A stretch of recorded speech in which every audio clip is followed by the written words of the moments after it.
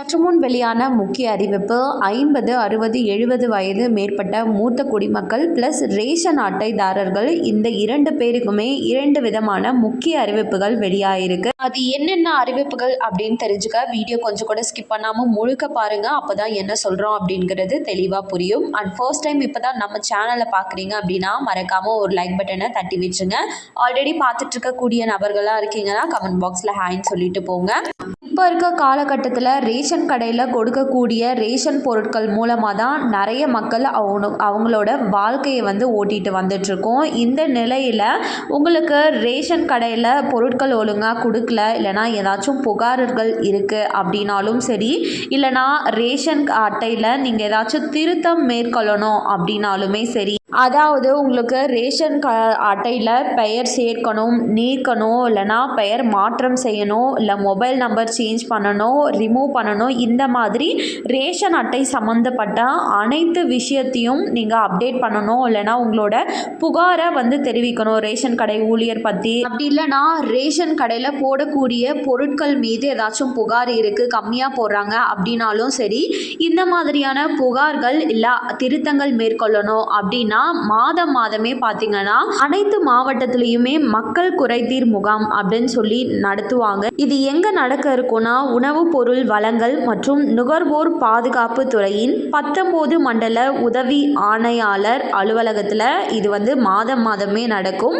அந்த வகையில் இந்த மாதத்திற்கான மக்கள் குறைதீர் முகாம் வருகின்ற 8ஆம் தேதி நடக்க இருக்கு. அதுவுமே காலை 10 மணிலிருந்து பிற்பகல் 1 மணி வரையும் தான் நடக்க இருக்கு.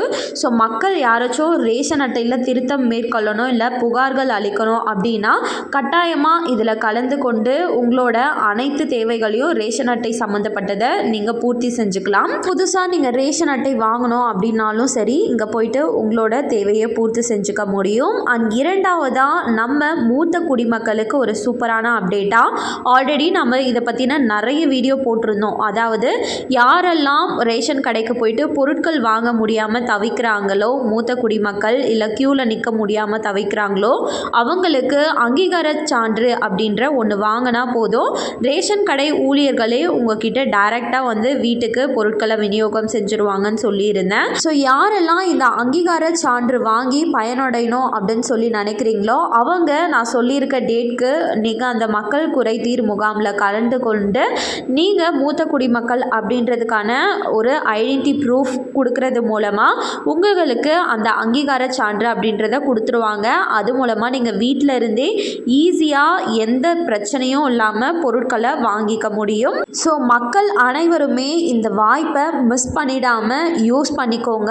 எதனால் சொல்கிறேன்னா மாதத்துக்கு ஒரு டைம் மட்டும்தான் இந்த மக்கள் குறைதீர் முகாம் அப்படிங்கிறது நடக்கும். கட்டாயமாக இந்த அறிவிப்பு அனைவருக்குமே பயனுள்ளதாக இருந்திருக்கும் அப்படின்னு சொல்லி நினைக்கிறேன். இந்த 2 அறிவிப்பில் உங்களுக்கு எது பயனுள்ளதாக இருந்திருக்கு அப்படின்னு சொல்லி கமெண்ட் பாக்ஸில் சொல்லிட்டு போங்க. மேலும் இது போல் அரசாங்கம் சார்ந்த அனைத்து அப்டேட்களையும் நீங்கள் உடனுக்குடனே தெரிஞ்சுக்கணும் அப்படின்னு நினச்சிங்கன்னா மறக்காமல் நம்ம சேனலை சப்ஸ்கிரைப் பண்ணிவிடுங்க. அப்படியே இந்த வீடியோ பிடிச்சிருந்தா மறக்காமல் ஒரு லைக் பட்டனையும் தட்டி விட்டுருங்க. நிறைய பேருக்கு ஷேரும் பண்ணுங்கள், அது மூலமாக அவங்களும் பயன்பெறட்டும். அண்ட் தேங்க்யூ ஃபார் வாட்சிங்.